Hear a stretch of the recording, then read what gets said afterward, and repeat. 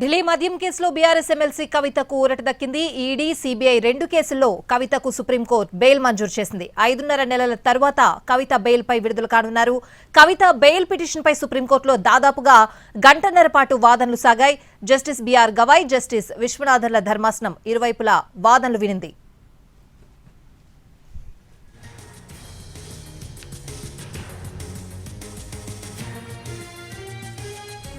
కవిత తరపున Mukul Rohatgi, ED, CBI తరపున additional solicitor general SV రాజు వాదనలు వినిపించారు. బెయిల్ ఇవ్వాల్సిందేనని రోహిత్కి ఇవ్వొద్దంటూ రాజు పోటాపోటీ వాదనలు వినిపించారు. ఇరువైపులా వాదనలు విన్న కోర్టు కవితకు బెయిల్ మంజూరు చేసింది. దీంతో 166 రోజుల తర్వాత ఆమెకు ఊరట దక్కింది.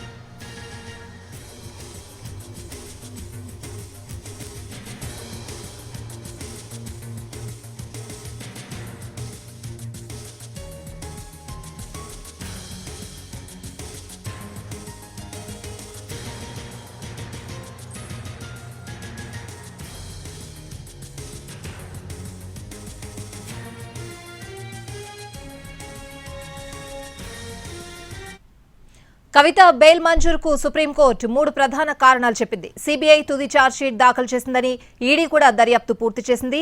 నిందితురాలు జైల్లో ఉండాల్సిన అవసరం లేదంది.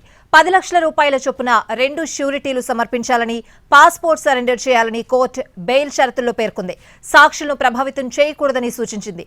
493 మంది సాక్షులు, 5,000 పేజీల పత్రాలు ఉన్నందున అన్నింటినీ విచారించి ట్రయల్ పూర్తి చేయడానికి సమయం పడుతుందని వ్యాఖ్యానించింది. దర్యాప్తులో ఆలస్యం జరుగుతున్నందున కవితకు బెయిల్ ఇవ్వాలని కోరారు రోహిత్కి. కవిత ఓ ఎమ్మెల్సీ అని, ఆమె ఎక్కడికి పారిపోరని రోహిత్కి వాదించారు.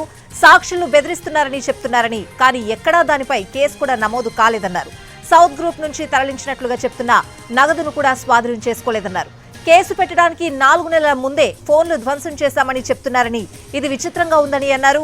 జనం కార్లు, బొమ్మలు మారుస్తూ ఉంటారని, అలాగే కవిత ఫోన్లు మార్చారని, అందులో తప్పేంటని ప్రశ్నించారు రోహిత్కి. ఈ సమయంలో కవితకు ప్రొవిజనల్ బెనిఫిట్ ఎందుకు కల్పించకూడదని న్యాయమూర్తి ప్రశ్నించారు. అయితే ఆమె సాక్షులను బెదిరిస్తున్నారని, ఫోన్లు ధ్వంసం చేశారని సీబీఐ, ఈడీ న్యాయవాది తెలిపారు.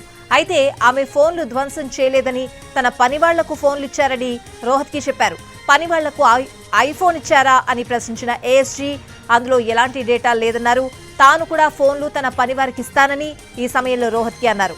ఇలాంటి సమయంలో ఫోన్లలోని డేటాను డిలీట్ చేస్తామని, అందులో తప్పేంటని ప్రశ్నించారు. డేటా డిలీట్ చేయడంలో తప్పు లేదని, కానీ ఫార్మేట్ చేయడమేంటని ప్రశ్నించారు సీబీఐ లాయర్. ఫోరెన్సిక్ ల్యాబొరేటరీ ఇచ్చిన నివేదిక కూడా సాక్ష్యాలు ట్యాంపరింగ్ చేయడానికి ప్రయత్నించినట్లు చెప్తోందన్నారు. ఆమె మిగిలిన నిందితులతో టచ్లో ఉన్నట్లు చెప్పడానికి కాల్ రికార్డులు ఉన్నాయని అన్నారు.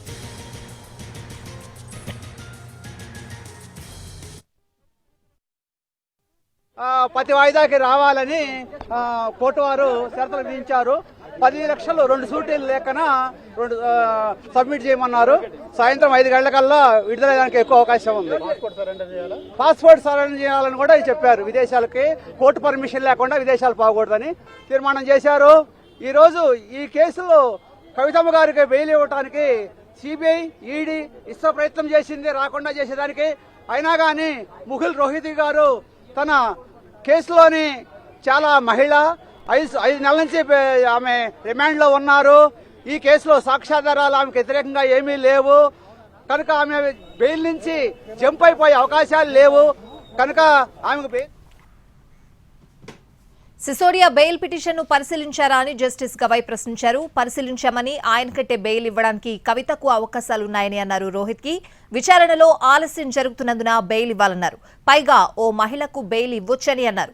సాధారణ మహిళ, ప్రత్యేకమైన మహిళ అంటూ ఎలాంటి తేడా ఉండదని ఈ సమయంలో జస్టిస్ గవాయ్ వ్యాఖ్యానించారు. అరుణ్ పిల్లై స్టేట్మెంట్ మార్పు అంశం కూడా ప్రస్తావనకొచ్చింది. సీబీఐ కస్టడీలో ఉన్న వ్యక్తి మాట మారిస్తే అందుకు కవిత ఎలా బాధ్యులారవుతారని ధర్మాసనం ప్రశ్నించింది.